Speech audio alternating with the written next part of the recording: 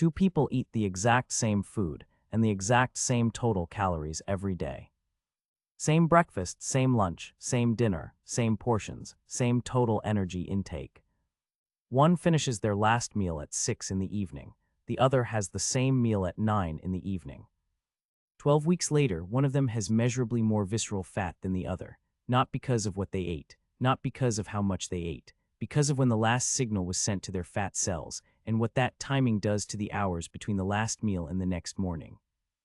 The 6 o'clock cutoff is not a calorie strategy. It is a circadian strategy, and the research on what happens inside the body during the hours after that cutoff, specifically to visceral fat, the metabolically active fat stored around the organs, explains why the timing of the last meal changes something that the content of the meal cannot. Think of your body's fat metabolism as a company that runs 2 shifts. The day shift handles energy expenditure. Insulin sensitivity is high in the morning, meaning the same gram of glucose generates a smaller, shorter insulin response and gets cleared from the bloodstream more efficiently. Fat oxidation runs during the windows between meals when insulin is low. AMPK, the cellular energy sensor that drives lipolysis, is active. The body is spending. The night shift handles storage. As the evening advances, insulin sensitivity falls. The pancreas releases more insulin in response to the same meal at 9 in the evening than it would have released in response to the same meal at noon.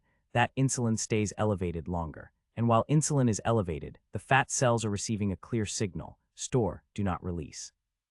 Stopping at 6 in the evening is not about eating less. It is about letting the day shift finish its work before the night shift crew arrives. When food stops arriving at 6, the night shift has no incoming storage orders to process, and what the night shift does instead changes the metabolic picture entirely. Here is what happens in the hours after 6 in the evening when the last meal stops there. Hours 0 to 2, the insulin curve drops. In the 2 hours following the last meal, insulin is still elevated as the digestion of that meal processes through the system. This is normal. The body is clearing the glucose from the evening meal, directing amino acids toward protein synthesis, and completing the storage and distribution of the last caloric input. The critical difference between the person who ate at 6 and the person who ate at 9 is not in these first 2 hours. It is in what comes next. For the person who ate at 9, this insulin elevation is just beginning at 9 in the evening. The clearance of that insulin will take another 2 to 3 hours, which means the body is still in an insulin-elevated fat storage signaling state until 11 or midnight. The night shift crew has arrived, but the day shift storage orders are still coming in. For the person who ate at 6, insulin has been falling for 2 hours by the time the night shift arrives. The storage orders are closing out. The metabolic direction is beginning to reverse. Hours 2 to 4 after the last meal, fat oxidation begins. As insulin falls below a threshold level, AMPK activates. Lipolysis begins, the process by which stored triglycerides in fat cells are broken down into free fatty acids and released into circulation for use as fuel. The body has begun drawing on stored fat. This is not a dramatic or immediately visible process. It is a quiet shift in fuel sourcing, but it is the shift that the entire 6 o'clock strategy is designed to extend. Every hour that passes in the low insulin, high AMPK state is an hour in which the body is preferentially burning stored fat rather than circulating glucose.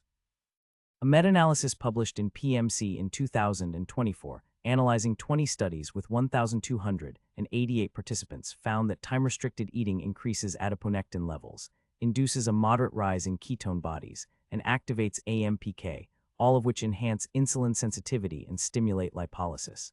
These are not effects that require caloric restriction to produce. They require the sustained low insulin environment that only a long enough fasting window creates. Hours 4 to 8, visceral fat mobilization deepens. This is the window where the type of fat being mobilized begins to shift toward the metabolically dangerous variety. Visceral fat, the fat stored around the liver, pancreas, kidneys, and intestines, is more metabolically responsive to hormonal signals than subcutaneous fat.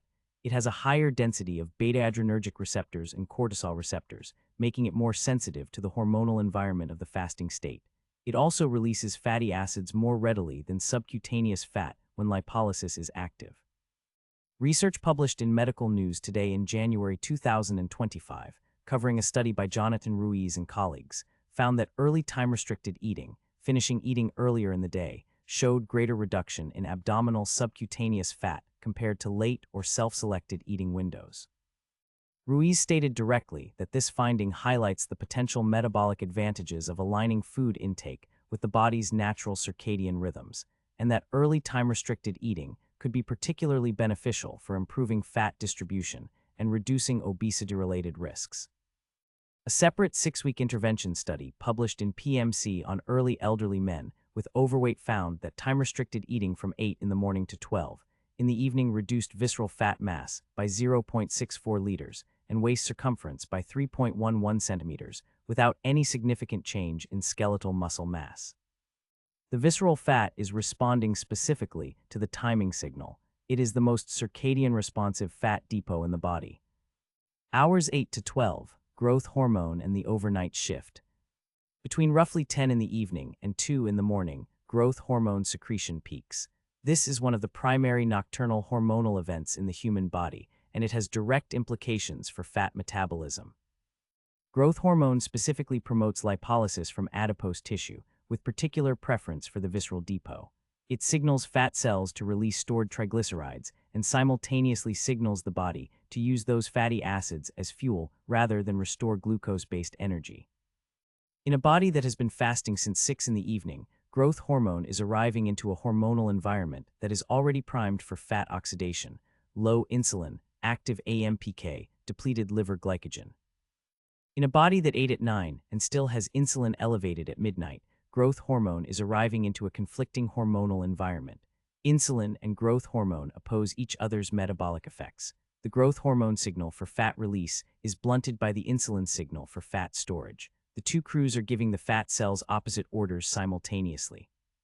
Stopping at 6 means growth hormone's 4-hour window of fat mobilization signaling is operating in a clear field.